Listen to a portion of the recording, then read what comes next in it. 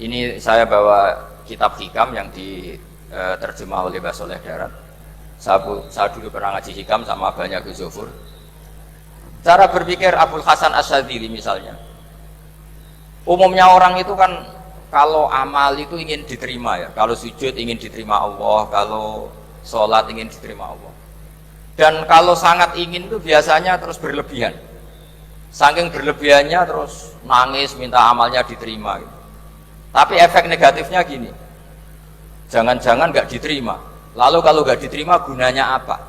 Ini buruk sekali kalau mulai tanya sujud saya jangan-jangan nggak diterima. Kalau nggak diterima gunanya apa? Itu menurut Abul Hasan Asyadzili itu pertanyaan dari setan. Bagaimana mungkin kita pernah menyesal atau menyesali sujud yang pernah kita lakukan untuk Allah Subhanahu wa Ta'ala. Wong dadi kawulane Allah, wis dikai bumi, dikai oksigen, dikai rezeki, tahu sujud, bareng dikasih tahu Jibril, sujud kamu gak diterima. Wah, getun aku sujud be Allah. Masa sujud sama Allah getun. Maka kata Abul Hasan Asyadzili begini. Kafa bika jazaan an radiyaka laka ahlan. Cukup sebagai balasan dari Allah yang luar biasa, kamu ditakdir sujud. Wah, itu keren. Coba kalau kamu nanti ketemu Allah, ada orang yang sama sekali di bumi gak pernah sujud. Lalu kamu ketemu Allah sujud berkali-kali, kemudian dapat kabar kalau sujud kamu gak diterima. Pantas mana kira-kira? Pantas yang pernah sujud apa pantas yang gak pernah sujud? Pantas yang pernah sujud. Jika pikirannya Abul Hasan Asyadzili, sudahlah kamu bahagia saja karena kamu ditakdir pernah sujud. Itu satu anugerah Allah yang luar biasa. Kamu nggak perlu terganggu diterima apa nggak diterima. Karena kalau kamu terganggu itu nanti lama-lama mengatakan apa gunanya sujud kalau tidak diterima. Dan itu setan menang kalau sudah ada pertanyaan apa gunanya sujud. Nah, makanya disebut min syarril waswasil khannas. Kata Abul Hasan Asyadzili, waswas di sini adalah setan ngeridu kamu supaya kamu ngeset semua ibadah kamu, jangan-jangan kamu nggak diterima. Kemudian kamu menyesali semua ibadah yang pernah kamu lakukan. Betapa buruknya kita. Wong ngamal apik kok disesali. Makanya saya ini sebagai kiai itu termasuk kiai yang paling sukses ya. Betul. Karena perasaan saya itu sudah sukses dulu sebelum nyata sukses apa enggak penting. Saya sering motivasi santri yang ngapalkan Quran 10 tahun enggak hafal-hafal. Nanti kalau ketemu Allah tetap keren. Pernah ngapalkan kitab saya? Pernah Gusti. Hafal? Tidak. Tapi kan keren, pernah menghafalkan. Daripada sampai ditanya, pernah ngapalkan Quran? Tidak. Kok hafal lagu dangdut? Nah itu posing sampai jawabnya. Tapi kalau santri saya, pernah ngapalkan? Pernah Gusti. Di mana di Guswa? Hafal? Enggak. WD saja? Enggak. Tapi saya mencintai kitab engkau dan bukti cinta saya tak hafalkan. Cuma nasib tidak memihak saya Gusti, kan masih lumayan itu. Daripada ditanya, pernah ngapalkan Quran? Tidak Gusti. Jebule apal lagu dangdut, yang ibu-ibu apal harga cabai, naik turunnya harga berambak. Ini harga sembako hafal, tapi kalau Quran tidak hafal. Nah, pikiran-pikiran kayak Abul Hasan Asyadzili itu harus kita kembangkan. Makanya saya suka sekali ketika Mbah Mun yang sekarang diteruskan Gus Wafi meresmikan Thariqah Syadziliyah.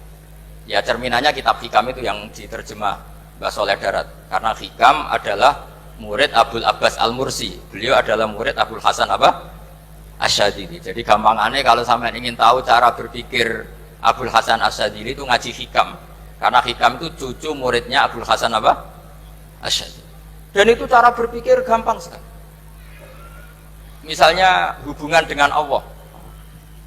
Ilahi kullama akhrosani lu'mi antokoni karomuka.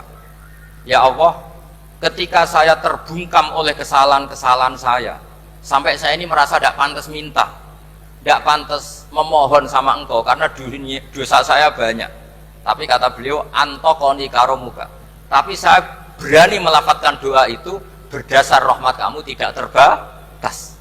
Dan itu indah sekali kata-katanya. Ilahi kullama akhrosani lu'mi antokoni karomuka. Jadi kulama akhrosa sekirane bungkam disotoni ngomong isi panel antoko ngomong dari sonucan ini sonucan sifat lomani dan itu dipraktekkan semua ulama. Ya nafsula taknati min zallatin azumat innal kaba'ira fil kufrani kalamami.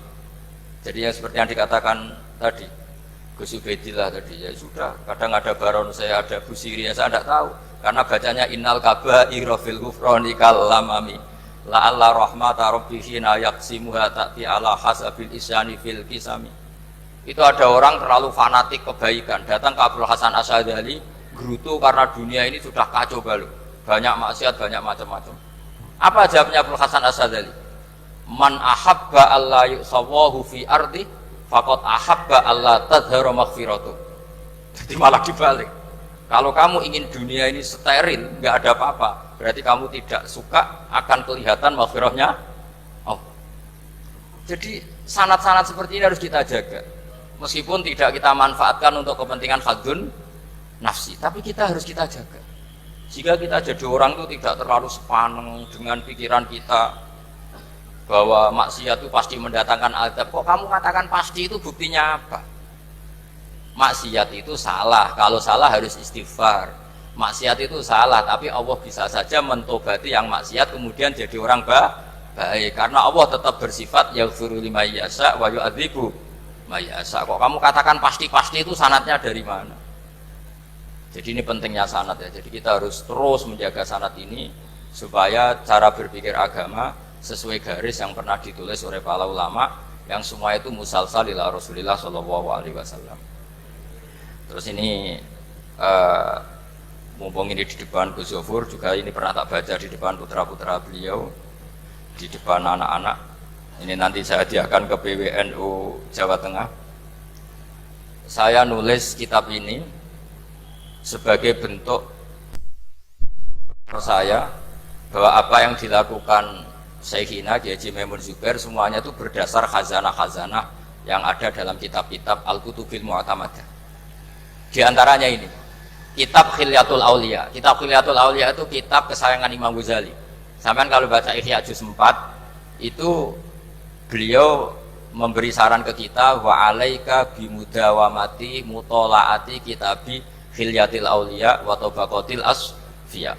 Karena Imam Ghazali fi manaqibil akhyar itu nginduk kitab Khilyatul Aulia karangannya Abu Nu'aim Al-Asfihani. Kalau di tasawuf beliau nginduk kitab namanya Qutil Qulub karangannya Abu Thalib Al-Makki. Kalau di fikih tentu beliau nginduk gurunya sendiri Imamul Haramain, yaitu Nihayatul Matlab fi Dirayatil Madhab.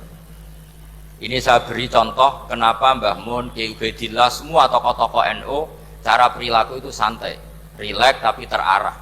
Ini saya beri contoh. Ini riwayat dari Sufyan bin Uyainah, termasuk gurunya Imam Syafi'i. Ini halaman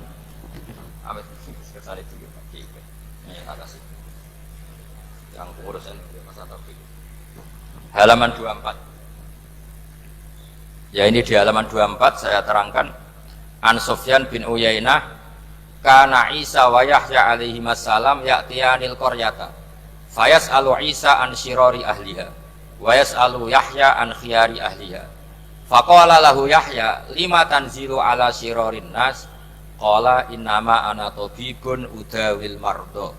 Ini di juz 7 halaman 323. Jadi mulai dulu ulama itu ada yang fokus ngelola orang-orang soleh, tapi ada juga yang mendokteri orang-orang yang macam-macam. Nabi Isa itu kalau di satu daerah tanya, di sini yang orang nakal-nakal di mana? Oh di situ. Terus beliau ke situ. Ditanya Nabi Yahya, kenapa ke situ? Saya ini nabi. Nabi itu biman zilatit tabib.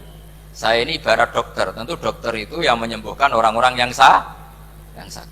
Jika kiai-kiai kita tuh ya kancanan orang soleh ya mau, bina orang fasik ya mau. Lah yang nggak boleh itu yang potensi katut fasik, itu nggak boleh. Jadi apa ya, supaya kita itu melihat sesuatu itu tidak seudon kiai kok berteman orang fasik. Saya berkali-kali bilang berteman orang fasik itu haram. Tapi kalau dibalik pertanyaannya, membina orang fasik hukumnya gimana? Baik, bisa membina kalau berteman, ya sudah dibolak-balik gitu. Tapi kalau dibalik, berteman orang fasik menjadi fasik, ya jangan berteman kalau buatnya masih seperti itu. Ya terus saya teruskan ya. Sayyidina Umar itu terkenal orang yang sangat keras. Sayyidina Abu Bakar terkenal orang yang layyinal janib, orang yang sangat santun, sangat sopan. Tapi anehnya ketika Abu Bakar mau wafat, itu khilafah atau khalifah itu diwasiatkan supaya yang mimpin itu Umar. Padahal orangnya sangat keras.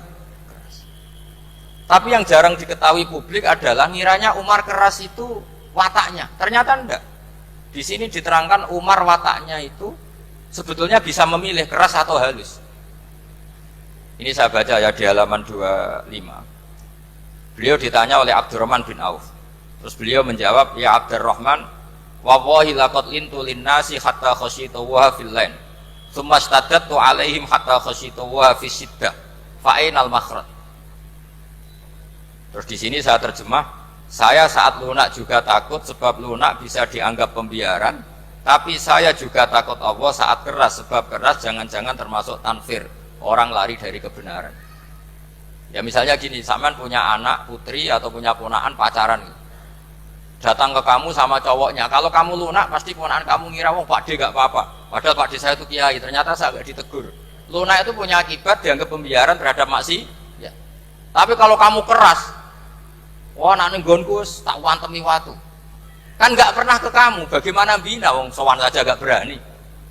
Artinya efeknya sama, terlalu lunak ya punya efek tidak bisa bina, terlalu keras juga punya efek tidak bisa bina. Maka kata Sayyidina Umar, fawallahi laqad lintu linnas hatta khasyitu wa fil lain. Artinya saat bersikap lunak saya takut Allah karena lunak bisa dianggap pembiaran terhadap maksiat. Tsumma staddattu alaihim hatta khasyitu wa fi siddah. Ketika keras saya juga takut karena kalau terlalu keras bisa tanfir, bisa orang lari dari kiai, dari orang soleh.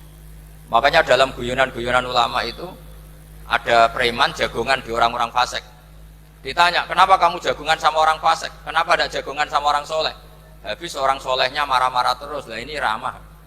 Makanya saya milih yang ramah saja. Gitu. Itu meskipun guyonan, tapi pelajaran bagi kita. Karena ya memang Quran seperti itu. Walau kunta fadhun ghalidhal qalbi lan faddu min haulik fa bima rahmatin minallahi linta lahum. Terusnya itu. Jadi apa ya?